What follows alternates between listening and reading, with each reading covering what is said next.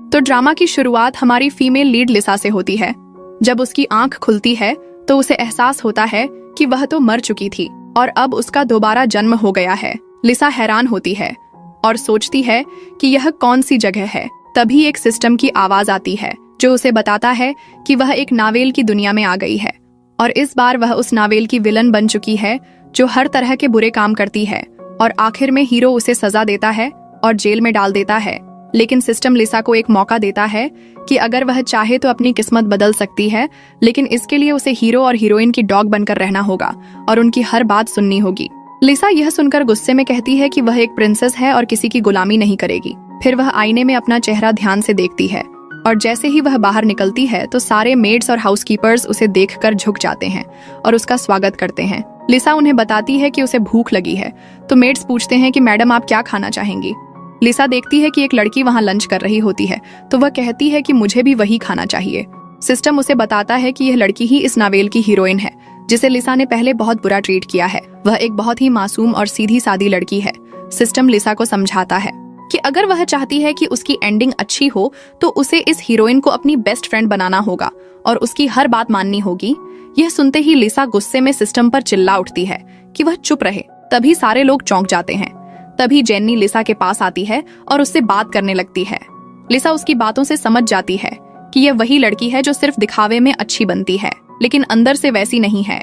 जेन्नी लिसा का हाथ पकड़कर कहती है कि उस दिन मेरी ही गलती थी और आपने जो किया वह बिल्कुल सही किया था। लिसा को यह बात सुनकर गुस्सा आ जाता है कि उसकी हिम्मत कैसे हुई एक प्रिंसेस को हाथ लगाने की। वह उसे धक्का दे देती है और जेन्नी का सिर जाकर सोफे से टकरा जाता है, लेकिन लिसा उसकी तरफ देखती भी नहीं और जाकर चुपचाप खाना खाने लगती है जैसे कि कुछ हुआ ही नहीं। वह उसी अंदाज में खा रही होती है जैसे थोड़ी देर पहले जेन्नी खा रही थी। खाना खाने के बाद लिसा नहाने के लिए बाथरूम चली जाती है लेकिन उसे शावर यूज करना नहीं आता। वह गलती से खुद को पूरी तरह भिगो देती है और सोचने लगती है कि ये कैसी जगह है जहां उसे न नहाने में मदद मिल रही है और न ही कपड़े पहनने में। उधर जेन्नी अब भी जमीन पर पड़ी चोट का नाटक कर रही होती है। एक हाउसकीपर यह देखकर राहुल को कॉल कर देती है और कहती है कि मिस्टर राहुल, मैडम ने फिर से होम ट्यूटर को चोट पहुंचाई है। इसके बाद हम देखते हैं कि राहुल घर आ जाता है जो कि इस ड्रामा का मेल लीड है और इधर लिसा अब भी बाथरूम में अकेली भीग रही होती है और सोच रही होती है कि क्या इस अजीब सी दुनिया से बाहर निकलने का कोई रास्ता है भी या नहीं। फिर जैसे ही लिसा राहुल को देखती है वो चिल्लाकर उसे ऑर्डर देती है कि यहाँ आओ और मेरी नहाने में हेल्प करो। राहुल थोड़ा हैरान होकर कहता है कि लिसा, अब तुम ये कौन सा नया ड्रामा कर रही हो। लिसा तुरंत भड़क जाती है और कहती है, तुम्हारी हिम्मत कैसे हुई मुझे मेरे नाम से बुलाने की? मैं एक प्रिंसेस हूँ। राहुल हंसते हुए कहता है, अच्छा तो अब तुम प्रिंसेस बन गई हो। फिर वो उसे पकड़कर वॉल पर पुश कर देता है। लिसा को इस बात पर बहुत गुस्सा आता है और वो सोचती है कि ये इतना स्ट्रॉन्ग और इंटेंस बंदा कौन है। तभी सिस्टम उसे बताता है कि यही इस नावेल का हीरो है और तुम्हारा हस्बैंड है। अब तुम्हारा काम है इसकी एक जेंटल और अच्छी वाइफ बनने का, वरना तुम्हारी एंडिंग अच्छी नहीं होगी और ये इंसान तुम्हें मार देगा। लिसा सोचती है कि कितनी बेकार पसंद है उस लड़की की जिसने इससे शादी की। फिर वो राहुल को धमकी देती है कि अभी के अभी मुझे छोड़ दो, नहीं तो मैं तुम्हें मौत से भी बुरी सजा दूंगी। राहुल मुस्कुराता है और उसे उठाकर बेड पर ले जाता है, उसके हाथ बांध देता है और उसे किस करने लगता है। फिर कहता है कि प्रिंसेस आखिर मेरे साथ क्या करेगी। लिसा गुस्से में पूछती है कि क्या तुम मुझे लाइक करते हो। इस पर राहुल कहता है कि ऐसा फनी मजाक दोबारा मत करना। फिर लिसा चिल्लाकर कहती है कि अगर पसंद नहीं करते तो यहाँ से निकलो। राहुल उसे सीरियस होकर समझाता है कि मेरे पास तुम्हारे इन ड्रामों के लिए टाइम नहीं है और मैं तुम्हें फिर से याद दिला दूं कि मैंने तुमसे सिर्फ बच्चे की वजह से शादी की थी। ये कहकर राहुल चला जाता है। लिसा वहीं शॉक में खड़ी रह जाती है और सोचती है कि मेरा बच्चा भी है। सिस्टम उसे बताता है कि हाँ, तुम्हारा एक 5 साल का बेटा है जिसे तुमने अब तक बहुत बुरी तरह ट्रीट किया है। जब तुम्हारा मूड अच्छा होता है तो तुम उसे बिल्ली और कुत्ते की तरह खिलाती हो और जब मूड खराब होता है तो तुम उस पर गुस्सा उतारती हो। अब तुम्हें उसका ख्याल रखना होगा, उसे अच्छे से ट्रीट करना होगा। लिसा ये सुनकर भी कहती है कि मैं एक प्रिंसेस हूँ, मैं किसी के सामने झुक नहीं सकती, चाहे वो मेरा खुद का बच्चा क्यों ना हो। फिर अगले दिन हम देखते हैं कि लिसा चाय पीते हुए रिलैक्स कर रही होती है और मेड से मसाज करवा रही होती है। तभी वहाँ उसका बेटा बाऊ आ जाता है। सिस्टम तुरंत एक्टिव हो जाता है और लिसा को याद दिलाता है कि अब उसका एक्टिंग टाइम स्टार्ट हो गया है, उसे मान जैसा बिहेव करना है। फिर जैसे ही लिसा अपने बेटे बाऊ के साथ टेबल पर बैठती है, बाऊ बहुत खुश होता है और कहता है कि मम्मी, मैं आपसे बहुत प्यार करता हूँ, आप बस थोड़ा सा भी अच्छा ट्रीट कर रही हो तो मेरे लिए वही बहुत है। लिसा थोड़ा इमोशनल भी फील करती है, लेकिन उसी वक्त उसके फोन पर मैसेजेस आने लगते हैं। उसके फ्रेंड्स उसे लिखते हैं कि मिस्टर राहुल बाहर किसी ब्यूटीफुल लड़की के साथ डेट पर हैं और बहुत अच्छा टाइम स्पेंड कर रहे हैं। लिसा उस मैसेज को देखकर रिप्लाई करती है कि मैं तो चाहती हूँ कि वो बाहर एक नहीं 100 लड़कियों के साथ रहे, बस मुझे डिस्टर्ब ना करे। उधर उसके वो तीनों फेक फ्रेंड्स उसकी ये रिप्लाई देखकर हंसती हैं और बोलती हैं कि बड़ी आई एक्ट करने वाली। फिर वो तीनों कहती हैं कि चलो थोड़ा और आग में घी डालते हैं। वो उसे फिर से मैसेज करती हैं कि लिसा तुम गुस्सा मत हो, अगर गुस्सा आ रहा है तो जाकर अपने हस्बैंड के पैसे खर्च करो। लिसा उन्हें रिप्लाई देती है कि मैं गुस्सा थोड़ी ना हूँ, मैं तो सीरियसली मॉल जा रही हूँ शॉपिंग करने। तीनों फ्रेंड्स आपस में बातें करती हैं कि ये कितना झूठ बोल रही है, इसके पास तो पैसे भी नहीं होंगे, सब तो अपने मॉम और उस यूजलेस ब्रदर को दे चुकी होगी। फिर वो डिसाइड करती हैं कि चलो देखते हैं ये सच में मॉल जाती भी है या नहीं। उधर लिसा अपने थॉट्स में होती है और सोच रही होती है कि आखिर लड़कियां खुद को इतना पुअरली क्यों ट्रीट करती हैं। अगर हस्बैंड पैसे देता है तो वाइफ का भी हक बनता है वो पैसे उड़ाए और मजे ले। इसके बाद लिसा अपनी कार में बैठकर सीधा मॉल पहुंचती है।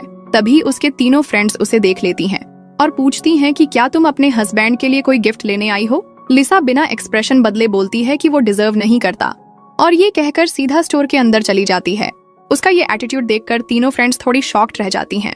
अब तक उन्होंने लिसा को इतना कॉन्फिडेंट कभी नहीं देखा था। एक फ्रेंड कहती है कि ये बस प्रिटेंड कर रही है, असली हिम्मत नहीं होगी इसके अंदर राहुल के पैसे खर्च करने की। फिर हम देखते हैं कि लिसा जेक स्टोर के अंदर जाती है, वहाँ एक पर्स पसंद करती है और कहती है कि इसे पैक कर दो। स्टाफ उसे देखकर सोचती है कि ये वही औरत है जो हर बार आती है लेकिन कभी कुछ खरीदती नहीं। स्टाफ पोलाइटली बोलती है कि मैम स्टॉक खत्म हो चुका है, तो लिसा काल्म रहते हुए कहती है कि अगर ऐसा है तो मुझे इस स्टोर में जो भी पर्स रखे हैं वो सारे चाहिए, और वो तुरंत अपना कार्ड निकालकर उसे स्वाइप करने लगती है। तो ये सेल्स गर्ल बहुत खुश हो जाती है और लिसा को बैठने के लिए बोलती है। फिर लिसा ये सब खरीदने के बाद जैसे ही स्टोर से बाहर निकलती है तो उसके तीनों फ्रेंड्स उसे देखने लगते हैं कि सारे गार्ड्स उसके लिए शॉपिंग बैग्स लेकर बाहर आ रहे हैं। वो लोग सोचते हैं कि लिसा को अचानक क्या हो गया, ये इतनी कैसे बदल गई। लिसा अलग अलग स्टोर में जाकर कभी ज्वेलरी तो कभी कपड़े, हर एक मनपसंद चीज खरीद रही होती है। सिस्टम उससे कहता है कि ये सब उसका अपना पैसा नहीं है, इसलिए वो आराम से उड़ा रही है। लेकिन जब राहुल को पता चलेगा तो वो और भी ज्यादा लिसा से दूर हो जाएगा। लिसा बोलती है कि उसे कोई फर्क नहीं पड़ता। इधर राहुल मीटिंग में होता है, तभी उसे रिपोर्ट मिलती है कि लिसा ने अलग अलग जगहों पर लाखों की शॉपिंग कर डाली है। तो वो अपने असिस्टेंट से कहता है कि फौरन पता करो लिसा कहाँ है। लिसा की तीनों फ्रेंड्स बात कर रही होती हैं कि आज इसने 10 मिलियन से ज्यादा खर्च कर दिए हैं, क्या ये पागल हो गई है। उनमें से एक बोलती है कि देखना कल तक ये सब पैसे वापस कर देगी। इतने में लिसा खुद सामने आ जाती है, पूरी ब्रांडेड ड्रेसेस और ज्वेलरी पहनकर। सब चौंक जाते हैं कि यह तो पूरी तरह बदल गई है। फिर वो तीनों उसके पीछे पड़ जाती हैं और पूछती हैं कि ये सब तुमने अपने पैसों से लिया या फिर राहुल के कार्ड से। लिसा कहती है ऑफ कोर्स उसके कार्ड से। तो वो पूछती हैं कि डर नहीं लगता राहुल गुस्सा हो जाएगा। लिसा कहती है इसमें डरने वाली क्या बात है, उसका फर्ज है मेरे ऊपर खर्च करना। वो कहती हैं कि लेकिन 10 मिलियन कोई छोटा अमाउंट नहीं होता। लिसा कुछ जवाब नहीं देती और अपने गार्ड्स के साथ चली जाती है। फिर वो तीनों कहती हैं कि लगता है लिसा ने राहुल का कार्ड चुरा लिया है और एक्टिंग कर रही है, और ये भी बोलती हैं कि जब राहुल को ये सब पता चलेगा तो वो इसे डिवोर्स दे देगा। रात को लिसा मिरर के सामने मेकअप कर रही होती है, हेयर पिन लगाते हुए सोचती है कि ये भी इतने अच्छे नहीं हैं, अगली बार इससे भी बेहतर लूंगी। सिस्टम उससे कहता है कि तुम ये सब कर क्या रही हो, अगर तुम ऐसे ही करती रही तो राहुल तुम्हें घर से बाहर निकाल देगा, तुम्हारी मॉम, ब्रदर और बेटा भी सब तुम्हें जेल भिजवा देंगे और फिर तुम मर जाओगी। लिसा गुस्से में आ जाती है कि वो लोग मेरे साथ ऐसा कैसे कर सकते हैं। तब सिस्टम कहता है कि अभी भी टाइम है, चीजें संभाल लो, तुम अभी भी सब बदल सकती हो। तो लिसा कहती है कि वो सब लोग मेरे साथ ऐसा करने वाले हैं तो मैं आखिर उन्हें अच्छे से क्यों ट्रीट करूं, वो लोग मेरी जैसी प्रिंसेस के लायक ही नहीं हैं।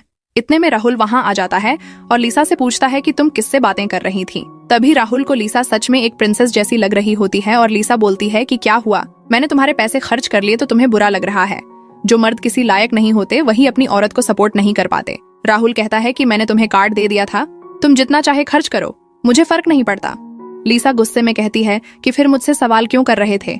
राहुल उसका फेस पकड़ता है और कहता है कि तुम्हारा हस्बैंड हूं तो केयर करना मेरी जिम्मेदारी है ना। पर मन में सोच रहा होता है कि वो काफी बदल चुकी है, लेकिन चाहे जैसी भी हो मैं इससे प्यार नहीं करने वाला। लिसा गुस्से में उसका हाथ झटक देती है और सोचती है कि ये मुझे बिना परमिशन टच करता है। फिर कहती है कि मैंने सुना है तुम बाहर किसी लड़की को डेट कर रहे हो। राहुल कहता है कि लगता है तुमने प्राइवेट डिटेक्टिव हायर किया है। लीसा मन में सोचती है कि शायद ये सच है तो अच्छा है, अब मैं इसके पैसे आराम से खर्च कर सकती हूँ और ये खुद ही बाहर रहेगा, मुझे डिस्टर्ब भी नहीं करेगा। लेकिन तभी राहुल बोलता है कि मैंने किसी भी लड़की को बाहर नहीं रखा और मेरी लाइफ में सिर्फ तुम हो। लीसा ये सुनकर शॉक हो जाती है और कहती है क्या? तो वो कहता है कि क्या हुआ, तुम डिसपॉइंटेड हो गई। लीसा कहती है कि मैं जा रही हूँ सोने के लिए। राहुल अपना टाई और शर्ट उतारने लगता है। लीसा चिल्लाकर कहती है कि ये सब क्या कर रहे हो, अभी रूम से बाहर निकलो, मुझे तुम्हारे साथ एक ही कमरे में नहीं रहना। लेकिन राहुल नहीं मानता और लीसा को उठा के बेड पे ले जाता है। तभी उसे पुराने टाइम की यादें आने लगती हैं, जिसमें लीसा उसे एक प्रिंसेस लगती है। लेकिन तभी लीसा उसे धक्का देकर दूर करती है और कहती है कि निकलो यहाँ से। राहुल कहता है कि ठीक है, अब तुम ही कह रही हो, और वो वहाँ से चला जाता है। अगले दिन लीसा फिर से शॉपिंग करके लौट रही होती है और सोचती है कि वो मुझे प्रिंसेस समझता है, फिर भी मुझे ऐसे ट्रीट करता है, अब मैं इसके सारे पैसे खर्च करूंगी। तभी एक लेडी कार के सामने आकर गाड़ी रोक देती है और सिस्टम लीसा को बताता है कि ये तुम्हारी मॉम है और तुम शुरू से ही इनके साथ मिली हुई थी। तुम दोनों ने मिलकर राहुल को सेट किया था और इनके पास तुम्हारी इंडिसेंट फोटोज हैं और ये तुम्हें एक एटीएम की तरह यूज कर रही हैं। फिर लीसा की मॉम उससे कहने लगती है कि अच्छा तो तुम मुझे इग्नोर कर रही थी, देखो जल्दी से पैसे दो, तुम्हारे भाई के लिए मुझे घर भी खरीदना है। लीसा कुछ नहीं कह रही होती है तो उसकी मॉम कहती है कि अगर तुम पैसे नहीं दोगी तो मैं तुम्हारी वो सारी फोटोज पब्लिक कर दूंगी। लीसा कहती है कि मेरे पास कोई पैसे नहीं है तो उसकी मॉम कहती है कि अच्छा पैसे नहीं है तो कल तुम इतने सारे पैसे कैसे उड़ा रही थी। लीसा फिर कहती है कि हाँ पैसे तो हैं, और फिर वो उन्हें 10 मिलियन का चेक दिखाती है। उन्हें लालच देते हुए उस चेक को फाड़ देती है, जिससे उसकी मॉम को बहुत गुस्सा आ जाता है और वो उसे थप्पड़ मारने जाती है, लेकिन लीसा उल्टा उन्हें मार देती है। फिर गार्ड्स भी उन्हें पकड़ लेते हैं और वो कहती हैं कि तुम्हारी हिम्मत कैसे हुई मेरे बच्चे को मारने की कोशिश करने की, अब यहाँ से निकल जाओ। फिर गार्ड्स उन्हें ले जाते हैं। लीसा जैसे ही बच्चे को लेकर घर पहुंचती है, वो मेड से कहती है कि इसे रूम में ले जाओ। फिर सिस्टम लीसा से कहता है कि अब उसकी मॉम के पास उसकी इंसेंट फोटोज हैं और वो उन्हें लीक कर देंगी। अगर वो राहुल के पास पहुंच गई तो अच्छा नहीं होगा। लीसा को कुछ भी फर्क नहीं पड़ रहा होता है। मेड उसे चाय देती है। लीसा सिस्टम से पूछती है कि क्या तुम श्योर हो कि वो औरत बहुत बुरी थी, क्योंकि मुझे तो वो बहुत वीक लग रही थी, अगर कोई मुझे धमकी देता तो मैं उसे मरवा दे। सिस्टम कहता है कि यहाँ सब कुछ लॉ के हिसाब से चलता है। फिर वो बताता है कि आज वो दिन है जब हीरो और हीरोइन मिलने वाले हैं। जैसे ही राहुल घर आएगा तो वो अपने बेटे के पियानो टीचर से मिलेगा और वही टीचर होगी हीरोइन जेनी। अगर उन दोनों के बीच में लव स्टोरी स्टार्ट हो गई तो फिर लीसा सब कुछ खो देगी। तो लीसा कहती है कि वो किसी को भी पसंद करे, इससे मुझे क्या फर्क पड़ेगा। तो सिस्टम कहता है कि अगर तुम दोनों अलग हो गए तो फिर तुम्हें उसके पैसे थोड़ी ना उड़ाने को मिलेंगे।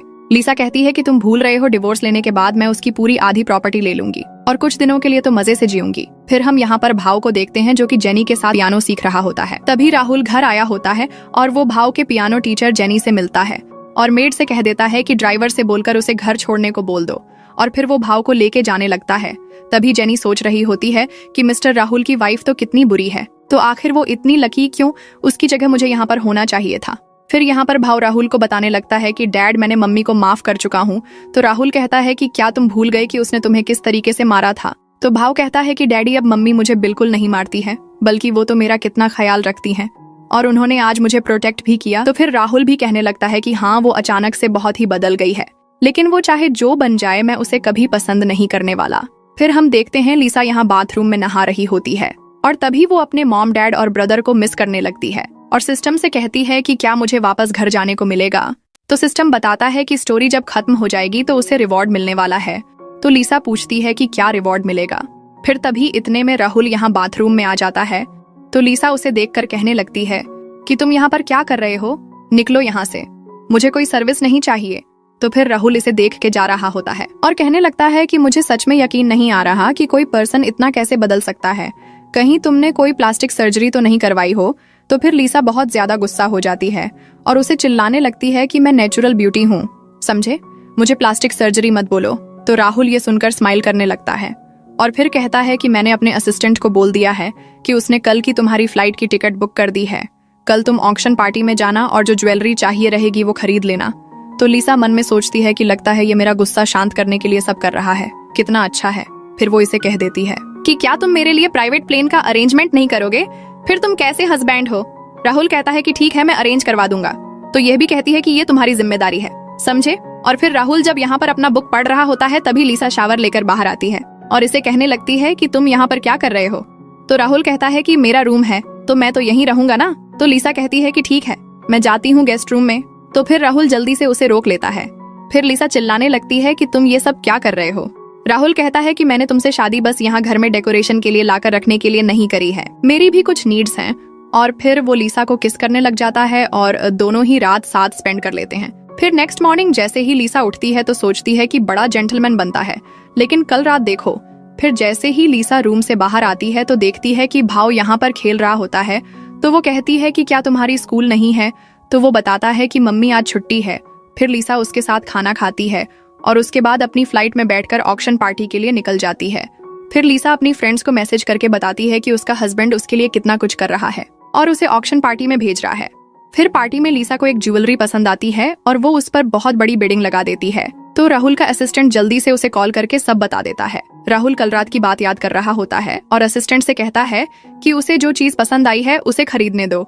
लिसा जब ज्वेलरी खरीद के घर वापस आती है तो बहुत खुश होती है। इतने में भाव आता है और बताता है कि उसकी पियानो क्लास खत्म हो गई। तो लिसा उसे ले जाने वाली होती है।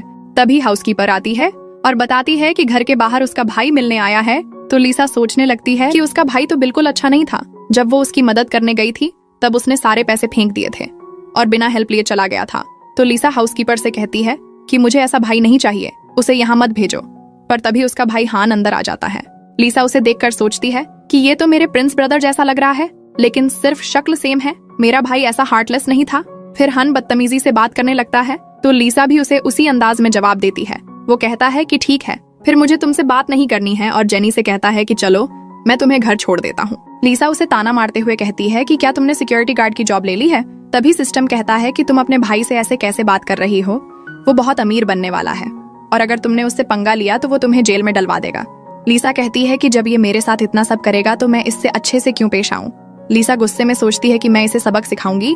तभी इतने में जेनी उसे चिल्लाकर बोलती है कि आपके भाई कितने अच्छे हैं, तो आप उनसे ऐसे बात कैसे कर सकती हैं। लिसा कहती है कि वो मेरा भाई है, मैं उसे कैसे भी सिखाऊं तुम्हें क्या। फिर हान लिसा पर गुस्सा करने लगता है और जेनी को प्रोटेक्ट करता है। लिसा सोचती है कि ये विलन कैरेक्टर चाहे जितनी बुरी क्यों ना थी, लेकिन कम से कम अपने भाई को सिंसियरली ट्रीट करती थी और अपना मानती थी। फिर लिसा मेड से कहती है कि इसे यहाँ से बाहर निकालो, मुझे इसकी शक्ल नहीं देखनी। हान गुस्से में जेनी को लेकर वहाँ से जाने लगता है। लिसा मन में सोचती है कि मेरा प्रिंस ब्रदर इससे कितना बेहतर था। वो अपनी हर चीज मुझे पहले देता था और कभी दूसरों के लिए मुझे इस तरह ट्रीट नहीं करता था। तभी उसे उसकी मॉम का मैसेज आता है जिसमें वो वही पुरानी फोटो भेजती है और धमकी देती है कि सोच अगर मैं ये फोटो लीक कर दूं तो तेरी जिंदगी तबाह हो जाएगी, इसलिए चुपचाप पैसे दे दे। लिसा कहती है कि मैं इन सब चीजों से डरने वाली नहीं हूँ। तो उसकी मॉम कहती है कि ठीक है, फिर अब मैं ये फोटो तेरे हस्बैंड की फैमिली को भेज दूंगी और देखती हूँ कि तू कैसे रिच फैमिली की डॉटर इन लॉ बनकर रहती है। लिसा सोचती है कि ये मेरी सगी माँ कैसे हो सकती है, कोई माँ अपनी बेटी को ब्लैकमेल क्यों करेगी। हम देखते हैं कि लिसा की मॉम बहुत गुस्से में है और कहती है कि अब ये खुद हार्टलेस बन रही है तो मैं भी इसे मजा चखाऊंगी। वैसे भी ये मेरी असली बेटी थोड़ी ना है, अब मैं इसकी फोटो सबको भेजूंगी। वहीं दूसरी तरफ राहुल अपनी मीटिंग में होता है और तभी उसे वो फोटो वाला मैसेज आता है। फोटो देखकर वो शॉक्ड हो जाता है और असिस्टेंट से वेरीफाई करवाता है तो पता चलता है कि फोटो रियल है, फेक नहीं। राहुल तुरंत घर के लिए निकल पड़ता है। घर पहुंचते ही राहुल लिसा को मेकअप करते हुए देखता है और सोचता है कि मैंने तो पहले ही सोच लिया था कि ये लड़की बहुत अलग है, इससे क्या उम्मीद करनी। तभी लिसा राहुल को देखकर कहती है कि तुम आज टाइम पर आए हो, मुझे तुमसे कुछ जरूरी बात करनी है। लिसा उसे वही फोटो दिखाकर कहती है कि कोई इस फोटो को लेकर मुझे धमकी दे रहा है। राहुल मन में सोचता है कि ये मुझे सच बता रही है, यानी कुछ गलत नहीं हुआ है। लिसा कहती है कि अगर इस फोटो से तुम्हें फर्क पड़ता है तो तुम खुद डील कर लो, वरना छोड़ दो, मुझे कोई फर्क नहीं पड़ता। राहुल पूछता है कि क्या उसने तुम्हें पैसे की धमकी दी है।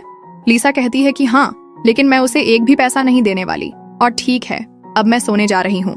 ऐसा बोलकर लिसा जा रही होती है तो राहुल जल्दी से उसे रोक लेता है, लेकिन लिसा फौरन दूर हट जाती है और कहती है कि मुझे अपने बेटे को स्टोरी सुनानी है। फिर वो भाव के रूम में जाकर कहती है कि मैं तुम्हें स्टोरी सुनाने आई हूँ। भाव बहुत खुश हो जाता है। लिसा उसे प्रिंसेस वाली स्टोरी सुनाकर सुला देती है और खुद भी वहीं सो जाती है। थोड़ी देर बाद राहुल आता है और लिसा को ऐसे सोता देखकर खुश हो जाता है। फिर वो उसे उठाकर अपने रूम में ले आता है। नेक्स्ट मॉर्निंग लिसा उठती है तो ब्रेकफास्ट करने जाती है। तभी हाउसकीपर बताती है कि आज भाव की स्कूल में पेरेंट्स टीचर मीटिंग है और उसे खुद जाना होगा। लिसा पूछती है कि क्या मैं किसी और को भेज सकती हूँ, तो हाउसकीपर कहती है कि नहीं, खुद ही जाना होगा। लिसा थोड़ा अनॉयड होती है लेकिन मान जाती है और स्कूल चली जाती है। स्कूल पहुंचते ही बाकी पेरेंट्स उसे घूरने लगते हैं। लिसा की तीनों फ्रेंड्स भी वहां होती हैं। वो उसकी तारीफें सुनकर जलने लगती हैं और कहती हैं कि तुम लोग इसे देखकर इतने खुश क्यों हो रहे हो, ये इतनी भी अच्छी नहीं है। अगर इसने मिस्टर राहुल को ड्रग्स ना दी होती तो ये कभी उनके बच्चे की मॉम नहीं बनती और ना ही उस घर की डॉटर इन लॉ। लिसा जैसे ही मीटिंग रूम में बैठती है वो राहुल को मैसेज करती है कि तुम कब तक पहुंचोगे और क्या आ भी रहे हो या नहीं। राहुल बताता है कि ट्रैफिक में फंसा हूँ। लिसा फिर कहती है कि तुम सीईओ हो, इतना भी नहीं कर सकते कि जल्दी निकल आओ। देखो अगर जल्दी नहीं आए ना तो मैं गुस्सा हो जाऊंगी। तभी लिसा की तीनों फ्रेंड्स वहां आकर बैठ जाती हैं और कहती हैं कि तुम्हारा हस्बैंड यहाँ नहीं आया, पेरेंट्स टीचर मीटिंग में उसका आना जरूरी था ना। फिर वो ताना मारते हुए बोलती हैं कि हमने सुना है तुम्हारा हस्बैंड और बेटा तुम्हें पसंद नहीं करते और पहचानते तक नहीं है। इतने में भाव लिसा को देखकर भागता हुआ आता है और कहता है कि मम्मी क्या आपको प्यास लगी है। लिसा कहती है हाँ, तो वो जल्दी से उसके लिए पानी लेकर आता है। फ्रेंड्स आपस में बातें करती हैं कि हमने तो सुना था कि उसका बेटा तो उसे पसंद नहीं करता, तो फिर ये क्या हो गया। लिसा पानी पीती है और उन लोगों की बातें सुनकर पूछती है कि तुम लोग क्या कह रहे थे। तो वो कहती हैं कि बेटा पसंद करता है तो क्या हुआ, तुम्हारा हस्बैंड तो नहीं करता और हमें पता है कि वो तुम्हें घर से निकालने वाला है।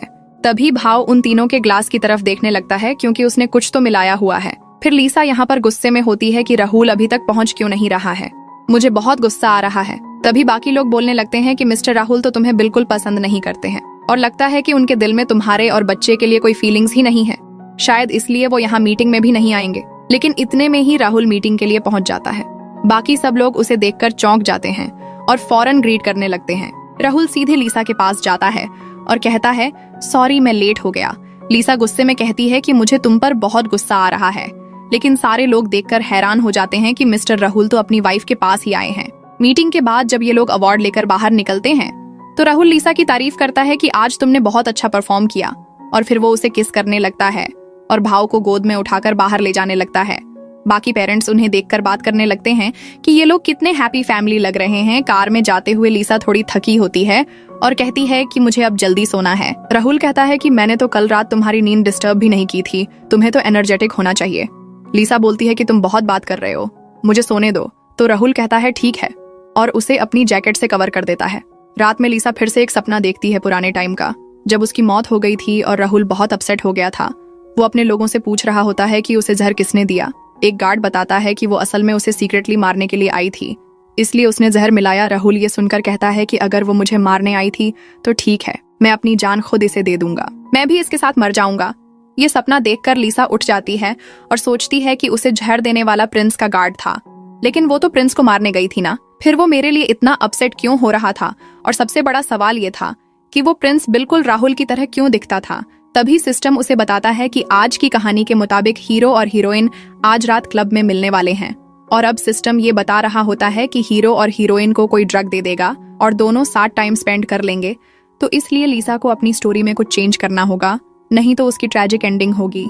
लिसा सोचती है कि अब तो काफी लेट हो चुका है, आज राहुल उस लड़की के साथ नाइट स्पेंड करने वाला है। यही सोचकर वो अपसेट हो जाती है। फिर हम पार्टी में देखते हैं जेनी नोटिस करती है कि एक बंदा ड्रिंक में कुछ मिला रहा है, तो वो जानबूझकर जाकर वही ड्रिंक पी लेती है और लड़खड़ाते हुए राहुल के पास जाने लगती है। हेल्प मांग रही होती है और तभी वो पानी में गिर जाती है। राहुल वेटर को बोलकर उसे बाहर निकलवाता है। तभी हान वहां आता है और जेनी को कोट से कवर करता है। जेनी सबके सामने कहती है कि लिसा ने उसे ड्रग दिया। हन ये सुनते ही गुस्से में लिसा को कॉल करता है और चिल्लाने लगता है कि तुमने जेनी के साथ ऐसा कैसे किया और ऊपर से प्रिटेंड कर रही हो कि तुमने कुछ नहीं किया। लिसा याद करती है कि बचपन में उसने हान का कितना ख्याल रखा था, फिर भी अब वो एक आउटसाइडर पे यकीन कर रहा है। लिसा कहती है कि मुझे तुमसे कोई बात नहीं करनी, कॉल कट करो। हान और भी गुस्से में आ जाता है कि गलती इसकी और एटीट्यूड भी इसे ही है। जेनी कहती है कि मुझे पुलिस बुलानी है। राहुल कहता है कि मेरी वाइफ ने कुछ भी नहीं किया, मुझे उस पर पूरा भरोसा है। जेनी कहती है कि अगर ऐसा है तो उन्हें सामने बुलाओ और सबके सामने सच बताने दो। राहुल कहता है कि लिसा ऐसा कर ही नहीं सकती, वो तुम्हारे साथ ऐसा क्यों करेगी। जेनी जवाब देती है क्योंकि वो मुझसे जेलस है। राहुल बोलता है कि मेरी वाइफ तुमसे जेलस क्यों होगी, वो तुमसे ज्यादा ब्यूटीफुल है और उसके पास वो सब कुछ है जो तुम्हारे पास नहीं है। जेनी फिर भी मानने को तैयार नहीं होती। राहुल कहता है ठीक है, मैं लिसा से जाकर पूछता हूँ। जेनी कहती है कि वो सामने थोड़ी मान लेगी। राहुल कहता है कि मुझे अपनी वाइफ पर भरोसा है, वो सच बोलेगी। ऐसा कहकर चला जाता है। घर में लिसा अकेली ड्रिंक कर रही होती है। तभी राहुल आता है। लिसा उसे देखकर कहती है कि तुम यहाँ क्या कर रहे हो। वो सोचती है कि राहुल तो अभी जेनी के साथ होना चाहिए था। फिर लिसा पूछती है कि कुछ हुआ है क्या, जल्दी बताओ, मुझे नींद आ रही है। राहुल बोलता है कि क्या सच में तुम्हें लगता है कि मेरे और जेनी के बीच कुछ होना चाहिए था। लिसा उसकी बातें सुनकर चुप रहती है और राहुल मुस्कुरा रहा होता है। तभी हान घर में आ जाता है और लिसा पर चिल्लाता है कि तुमने जेनी के साथ ऐसा क्यों किया। लिसा कहती है कि हो सकता है मैंने किया हो, लेकिन तुम्हें उससे क्या। हान चिल्लाता है कि मैं तुम्हें सबक सिखाऊंगा और चला जाता है। लिसा राहुल से पूछती है कि क्या तुम भी मुझे सबक सिखाने आए हो। राहुल कहता है कि बिल्कुल नहीं। तो लिसा कहती है कि जाओ यहाँ से, मुझे सोने जाना है। फिर वो अपने रूम में होती है और तभी राहुल वहाँ आ जाता है और उसके साथ रात स्पेंड करता है। नेक्स्ट डे राहुल का असिस्टेंट लिसा को बताता है कि सीसीटीवी फुटेज मिल चुका है और वही लड़का ड्रग मिलाता हुआ दिखा है। वो फुटेज दिखाता है तो लिसा कहती है कि यानी वो लड़की इतनी इनोसेंट नहीं है, उसने देखा कि इसने ड्रग मिलाया फिर भी खुद ही पी लिया। इसके बाद लिसा उस लड़के को लेकर जेनी के कॉलेज पहुंचती है। उसे रोककर कहती है कि मैंने सुना कि तुमने कल रात मुझ पर इल्जाम लगाया कि मैंने तुम्हें ड्रग दी, तो मैं ऐसी टाइप की बंदी नहीं हूँ जो चुपचाप झूठे इल्जाम सुन ले, जो मैंने किया ही नहीं। इतने में हान वहाँ पहुँचता है और लिसा पर चिल्लाने लगता है कि तुम यहाँ जेनी को परेशान करने पहुंची हो। लिसा कहती है कि जब तुम्हें मेरा भाई बनना ही नहीं है तो मुझसे सवाल मत करो, तुम्हें इसका डॉग बनकर घूमना है तो ठीक है, अब से तुम मेरे भाई नहीं हो। हान बोलता है कि तुम कैसी बात कर रही हो। तो लिसा कहती है कि अब हमारे बीच सिबलिंग वाला कोई रिश्ता नहीं है। फिर वो जेनी से कहती है कि तुमने खुद देखा था कि इसने ड्रग मिलाया था, फिर भी तुमने खुद ही पी लिया। वाओ, तुम कितनी ब्रेव हो और यहाँ एक्टिंग मत करो, सब सीसीटीवी में रिकॉर्ड हो चुका है। इस बंदे ने तुम्हें ड्रग दिया था, मैंने नहीं। फिर वो अपनी कार में बैठकर चली जाती है। फिर हान को जब सब पता चलता है तो वो जेनी से कहता है कि यानी तुमने मेरी सिस्टर पर झूठा इल्जाम लगाया और मैं भी बिना किसी प्रूफ के अपनी सिस्टर को ही ब्लेम करता रहा और कल रात उसे कितना चिल्लाया। अब मुझे समझ आ गया कि मैं कितना गलत था। रात में हम देखते हैं कि लिसा अलग अलग ड्रेसेस ट्राई कर रही होती है और उसे देखकर राहुल कहता है कि ये ड्रेसेस तुम बाहर मत पहनना, सिर्फ घर में पहनना। लिसा बोलती है कि तुम होते कौन हो मुझे रोकने वाले। फिर वो पूछती है कि वैसे इतने गुस्से में क्यों हो, कंपनी का कुछ सही नहीं चल रहा क्या, कहीं तुम्हारी कंपनी दिवालिया तो नहीं होने वाली। राहुल कहता है कि हाँ कुछ दिक्कतें तो चल रही हैं लेकिन बैंकक्रप्ट होने जैसी नहीं। लिसा बोलती है कि बहुत अच्छा, सब कुछ ठीक चल रहा है तो कंपनी में अच्छे से काम करो और पूरे दिन वही रहो, खूब पैसे कमाओ, बहुत सारा पैसा कमाना जरूरी है। राहुल कहता है कि तुम मेरी बहुत केयर कर रही हो। लिसा हंसते हुए कहती है कि तुम्हारी नहीं, मैं तो सिर्फ अपनी सोच रही हूँ। तो फिर राहुल लिसा को पकड़कर उसके क्लोज होने लगता है और कहता है कि अब दोबारा डिवोर्स का नाम मत लेना। फिर नेक्स्ट मॉर्निंग लिसा ब्रेकफास्ट कर रही होती है और सिस्टम से बात कर रही होती है कि क्या सच में राहुल मुझे डिवोर्स देने वाला है, क्योंकि मुझे तो नहीं लगता कि वो मुझे छोड़ेगा। तो सिस्टम कहता है कि वो तुमसे सच में डिवोर्स लेगा और वो तो तुम्हें तुम्हारी फैमिली से भी दूर कर देगा और तुम्हें अकेला कर देगा। तो लिसा को ये सुनकर गुस्सा आता है कि मुझे पहले से ही पता था कि राहुल अच्छा नहीं है और अब जाकर समझ आ रहा है कि वो कितना बुरा है। फिर उसके बाद लिसा सीधा राहुल की कंपनी में जाती है और उसके ऑफिस में पहुंच जाती है। तो राहुल कहता है कि क्या हुआ अचानक से तुम यहाँ पर। तो लिसा जल्दी से उसका पेन लेकर उसे काम से रोक देती है और कहती है कि मुझे जरूरी बात करनी है। देखो अब तुम यंग नहीं रहे हो, तो क्या तुमने अपनी विल लिखी है। तो राहुल कहता है कि तुम क्या बोल रही हो। लिसा कहती है कि तुम्हें जल्द से जल्द अपनी विल तैयार कर लेनी चाहिए।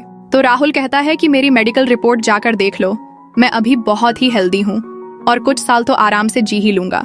तो फिर लिसा गुस्से में दूसरी तरफ मुंह फेर लेती है। राहुल पूछता है कि वैसे अचानक से तुम विल क्यों बनवाना चाहती हो।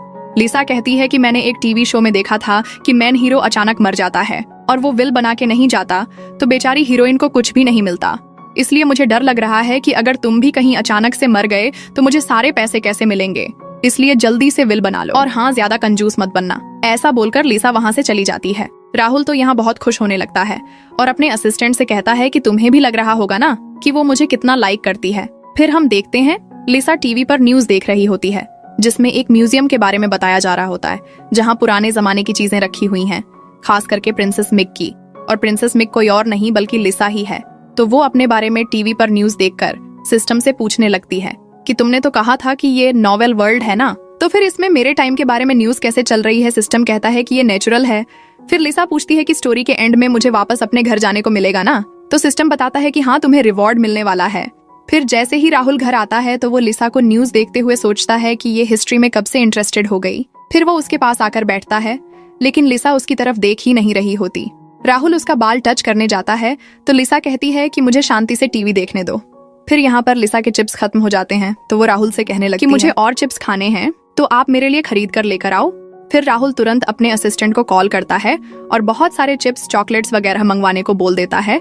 तो लिसा कहती है कि ज्यादा मंगवाओ, एक्चुअली मैंने बाऊ के चिप्स चुपके से खा लिए हैं, तो उसे बताना मत कि मैंने उसके चिप्स खा लिए, उसे पता नहीं लगना चाहिए। तो राहुल लिसा के गाल पकड़ के पूछने लगता है कि क्या मैं तुम्हारे चिप्स से भी कम इम्पोर्टेंट हूँ। तो लिसा कहती है कि हाँ। फिर जैसे ही बाऊ स्कूल से घर आता है वो लिसा को कैंडीज देने लगता है और बताता है कि मम्मी मुझे रिवॉर्ड मिला है और अब से मुझे जो भी चीजें मिलेंगी मैं आपको दिया करूंगा। तो लिसा उसे वो कैंडी खिलाती है। तभी राहुल बाऊ से पूछता है कि क्या तुमने अपना होमवर्क किया, चलो जल्दी अपने रूम में जाकर होमवर्क कंप्लीट करो। फिर बाऊ तुरंत चला जाता है और लिसा राहुल से कहती है कि तुम बच्चे के साथ कुछ ज्यादा ही मीन नहीं हो रहे। तो राहुल कहता है कि बच्चों को बिगाड़ना उन्हें मारने के बराबर है। तो लिसा कहती है कि हाँ तुमने सही कहा, बच्चों को बिगाड़ना नहीं चाहिए, लेकिन वो तो इतना अच्छा है और हमारी सारी बातें भी सुनता है। मुझे तो लगता है कि तुम उसे बुरी तरह ट्रीट कर रहे थे। फिर वो राहुल से पूछती है कि क्या वो सच में हम दोनों का बेटा है भी या नहीं। तो राहुल पूछने लगता है कि तुम मेरे अलावा और किसके साथ बेबी करना चाहती हो। तो लिसा कहती है कि जब तुम बहुत सारी वुमेन रख सकते हो तो मैं भी बहुत सारे मैन रख सकती हूँ। राहुल कहता है कि मेरी लाइफ में तुम्हारे अलावा और कोई वुमन नहीं है और तुम चाहो तो मैं तुमसे प्रॉमिस कर सकता हूँ। तो लिसा कहती है कि लेकिन मैं तो नहीं कर सकती हूँ। फिर जैसे ही लिसा अपने रूम में जाती है उसे उसके भाई हान का कॉल आता है और वो उसे बताने लगता है कि सिस्टर मुझे पता लग गया है कि मैंने तुम्हें गलत समझा था, इसलिए मैं तुमसे सॉरी बोलना चाहता हूँ। परसों मेरा एक अवार्ड फंक्शन है, तो क्या तुम आ सकती हो। तो लिसा उसे साफ मना कर देती है कि अब मैंने तुम्हारे साथ सारे रिश्ते तोड़ दिए हैं, तो दोबारा मुझे कॉल मत करना। ऐसा बोलकर वो उसका कॉल काट देती है। फिर हान अपने दूसरे फ्रेंड का फोन लेने लगता है और कहता है कि मुझे अपनी सिस्टर से बात करनी है। तो वो फ्रेंड फोन दे देता है और पूछता है कि क्या तेरी सिस्टर से फाइट हो गई है। तो हान कहता है कि सभी सिबलिंग्स में फाइट होती है और मुझे यकीन है कि मेरी सिस्टर मुझे माफ कर देगी। फिर वो याद करने लग जाता है कि कैसे जब वो छोटा था और बीमार रहता था तो उसकी सिस्टर लिसा उसकी कितनी केयर किया करती थी और ये सब वो भूल गया था। जब राहुल ऑफिस से घर आता है तो देखता है कि लिसा सो रही होती है और सपने में अपने मम्मी पापा के बारे में बोलते हुए रो रही होती है, कह रही होती है कि मुझे घर जाना है। उसे यूं रोते देखकर राहुल धीरे से उसके पास आता है और कहता है कि यही तुम्हारा घर है। फिर वो उसे हल्के से किस कर देता है। तभी लिसा उठ जाती है और पूछती है कि तुमने मुझे चुपके से किस किया। राहुल हंसते हुए कहता है कि नहीं, शायद तुमने सपना देखा होगा। लिसा कहती है कि मैं ऐसा सपना क्यों देखूंगी। राहुल कहता है कि शायद इसीलिए क्योंकि तुम पूरा दिन मेरे बारे में ही सोचती हो। अब मैं खुद ही सामने हूँ तो जो करना है कर लो। लिसा कहती है कि मुझे भूख लगी है, चलो खाना खाते हैं। राहुल सोचता है कि क्या कोई सच में इतना बदल सकता है। इसके बाद लिसा मेट से हिस्ट्री की किताबें मंगवाती है और सोचती है कि इन सब में वही स्टोरी लिखी है। वो देखती है कि कहानी में उसके मरने के बाद प्रिंस ने भी जान दे दी थी। तभी हाउसकीपर बताती है कि राहुल ने कहा है कि वो आज रात डिनर पर नहीं आएगा। फिर लिसा को उसकी फ्रेंड्स की कॉल आती है और वो लोग उसे क्लब बुलाते हैं। लिसा मान जाती है और जब क्लब पहुंचती है तो उसकी फ्रेंड्स ने उसके लिए बहुत सारे मेल मॉडल्स बुलवाए होते हैं। लिसा भी दिखाने के लिए कुछ लड़कों को पसंद कर लेती है। उधर राहुल अपने क्लाइंट्स के साथ उसी क्लब में होता है। वो लिसा से कांटेक्ट नहीं कर पा रहा होता है, इसलिए बाहर आकर उसे मैसेज करता है कि तुम क्या कर रही हो। लिसा कहती है कि मैं सोने जा रही हूँ, लेकिन तभी वो एक मेल मॉडल के साथ क्लब में एंटर करती है और राहुल उसे देख लेता है। मेल मॉडल पूछता है कि ये कौन है। लिसा जवाब देती है कि ये मेरा हस्बैंड है और राहुल को हेलो कहती है। फिर पूछती है कि तुम क्लाइंट से मिलने आए थे। राहुल कहता है हाँ, मैं कभी कभी यहाँ आता हूँ। लिसा बोलती है ठीक है, जाओ अपना काम करो, और जाने लगती है। राहुल उसे रोकता है और पूछता है कि तुम तो कह रही थी कि सो चुकी हो। लिसा कहती है मैंने झूठ बोला था। राहुल कहता है अच्छा, तो तुम्हें ऐसे टाइप के लड़के पसंद हैं। मेल मॉडल राहुल पर चढ़ने लगता है तो राहुल उसे पंच मार देता है। लिसा गुस्से में कहती है कि उस पर क्यों गुस्सा निकाल रहे हो। उसकी फ्रेंड्स ये देखकर खुश होती हैं कि अब इन दोनों की लड़ाई हो चुकी है, लेकिन राहुल लिसा को अपने क्लाइंट्स से कहकर घर ले जाता है और बोलता है कि अब मैं तुम्हें अच्छे से सेटिस्फाई करूंगा। सुबह होते ही लिसा देखती है कि राहुल उसके लिए एक नोट छोड़ कर गया है जिसमें लिखा है कि आज रात वो अपना सारा काम जल्दी खत्म करके घर आएगा। लिसा नोट पढ़ते हुए बुदबुदाती है कि कौन चाहता है कि वो जल्दी आए। तभी उसकी तीनों फ्रेंड्स आपस में डिस्कस कर रही होती हैं कि शायद राहुल ने कल उसे मारा हो और अब उन दोनों में कोई बड़ी लड़ाई चल रही होगी। तभी ये लड़कियां लिसा को मैसेज भेजती हैं और पूछती हैं कि सब ठीक है या नहीं। लिसा जवाब देती है कि राहुल ने मुझसे खुद माफी मांगी और वो मुझे बहुत पसंद करता है। फ्रेंड्स मन में सोचती हैं कि कितना झूठ बोल रही है, झूठी कहीं की। लिसा अंदर से सोच रही होती है कि राहुल अब हद से ज्यादा आउट ऑफ लाइन होता जा रहा है और अब वक्त आ गया है कि वो जल्दी से जल्दी डिवोर्स फाइल कर दे। वो तुरंत लॉयर को बुलवाती है और कहती है कि डिवोर्स पेपर्स तैयार कर दो। लॉयर के जाने के बाद लिसा को उसकी मॉम का कॉल आता है। मॉम कहती है कि मुझे तुमसे माफी मांगनी है और अब मैं तुम्हें ब्लैकमेल नहीं करूंगी। क्यों ना तुम राहुल को लेकर घर आ जाओ, मैं डिनर पे इनवाइट कर रही हूँ। लिसा कहती है कि सच में, फिर मैं सोचूंगी। लेकिन मन ही मन वो सोचती है कि यही मौका है ये पता लगाने का कि ये औरत मेरी असली मॉम है भी या नहीं। मुझे पूरा यकीन है कि वो मेरी मॉम नहीं है। अब डीएनए टेस्ट करवाकर सच सामने लाना ही होगा। शाम को जैसे ही राहुल घर आता है, लिसा उसे सारी बात बताती है। राहुल पूछता है कि क्या तुम्हारी मॉम ने फिर से ब्लैकमेल किया। लिसा जवाब देती है कि नहीं, उल्टा इस बार माफी मांग रही थी और डिनर पे इनवाइट किया है। लेकिन तुम फिक्र मत करो, मैं अच्छे से जानती हूँ कि वो मेरा भला नहीं चाहती, इसलिए तो मैं तुम्हें साथ लेकर जा रही हूँ। तुम ही तो मेरे बॉडीगार्ड हो और तुम्हारा काम है मुझे सेफ रखना। फिर वो राहुल को लेकर अपनी फेक मॉम के घर जाती है और वहाँ पर ऐसा दिखाती है जैसे उसने उसे माफ कर दिया हो। फिर एक्टिंग करते हुए वो उनकी तरफ बढ़ती है और बहाने से उनके बाल को छूकर एक बाल निकाल लेती है, ये कहकर कि व्हाइट बाल था।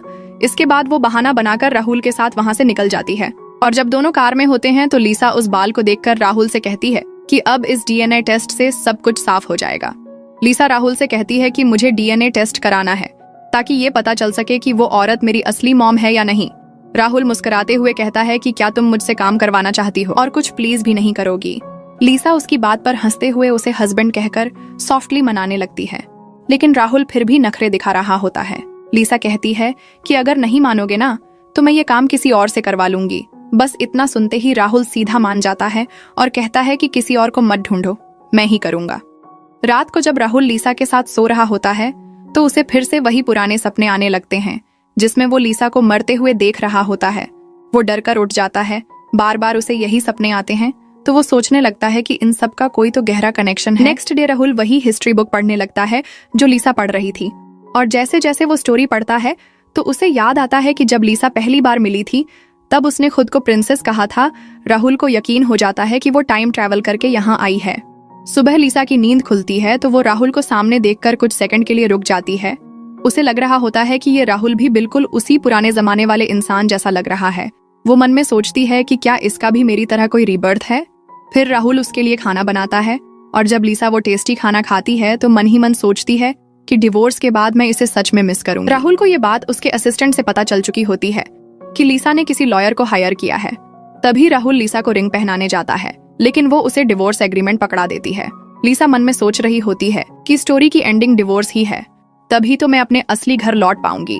लेकिन राहुल डिवोर्स पेपर्स पर साइन करने से मना कर देता है और एग्रीमेंट फाड़ देता है। लिसा गुस्से में पूछती है कि तुम ऐसा क्यों कर रहे हो, क्या तुम मुझे लाइक करते हो।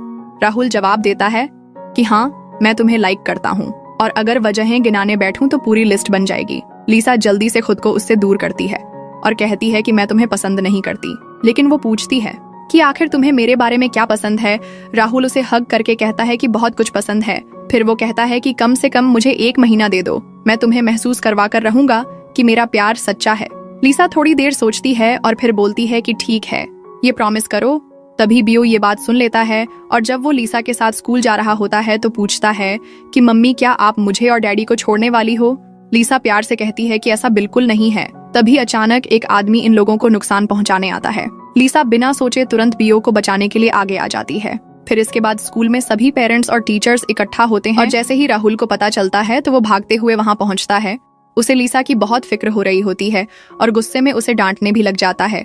लिसा भी उसे वहीं सबके सामने चिल्ला देती है और दोनों का आपस में झगड़ा हो जाता है। लेकिन जब ये घर लौटते हैं तो राहुल खुद लिसा की पट्टी करता है और उसकी देखभाल भी करता है। कुछ ही देर में लिसा बीमार हो जाती है तो राहुल उसका पूरा ध्यान रखने लगता है। नेक्स्ट मॉर्निंग जब लिसा उठती है तो दोनों आपस में बात करने लगते हैं क्योंकि दोनों के दिमाग में पिछली लाइफ की यादें ताजा हो रही होती हैं। बात करते करते ये दोनों समझ जाते हैं कि इनका सच में रिबर्थ हुआ है और दोनों पिछले जन्म में भी एक दूसरे को पसंद करते थे। लेकिन कुछ मिसअंडरस्टैंडिंग की वजह से लिसा राहुल को मारने गई थी, लेकिन उसके ही गार्ड ने उसे जहर दे दिया और लिसा मर गई थी। फिर राहुल ने भी खुद की जान ले ली थी। अब ये सब याद कर लेने के बाद लिसा और राहुल एक साथ टाइम स्पेंड कर रहे होते हैं और सब कुछ नॉर्मल चल रहा होता है। तभी सिस्टम लिसा को अलर्ट करता है कि अब स्टोरी लाइन पूरी हो चुकी है और सिस्टम अब ऑफलाइन हो रहा है। लिसा अपसेट हो जाती है कि यानी अब मैं अपने रियल वर्ल्ड में वापस नहीं जा पाऊंगी। तभी राहुल उसके पास आता है और उसे बताता है कि उसने तो पहली बार से ही लिसा को लाइक करना शुरू कर दिया था जब उसने उसकी जान बचाई थी। लिसा को अब जाकर समझ आता है कि राहुल तो हमेशा से उसके आसपास था और वो उसे बहुत पहले से जानती थी। इसके बाद राहुल उसकी और भी ज्यादा केयर करता है और ये तीनों यानी लिसा, राहुल और बाऊ एक हैप्पी फैमिली की तरह टाइम स्पेंड करते हैं। कुछ दिन बाद राहुल लिसा की असली फैमिली को भी ढूंढ निकालता है और उसे उनसे मिलवाने के लिए लेकर जाता है। जैसे ही लिसा वहां पहुंचती है तो अपनी मॉम, डैड और भाई को देखकर उसके सारे पुराने पल याद आने लगते हैं। उसे एहसास होता है कि उसकी पिछली लाइफ में भी यही लोग उसकी फैमिली थे। वो बहुत खुश हो जाती है क्योंकि अब जाकर उसकी लाइफ कंप्लीट लग रही होती है और उसे लगता है कि अब वो हमेशा इसी दुनिया में रहेगी। फिर लिसा और राहुल साथ में बहुत खुश होते हैं और इसी के साथ इस मैजिकल ड्रामा की होती है एक परफेक्ट हैप्पी एंडिंग।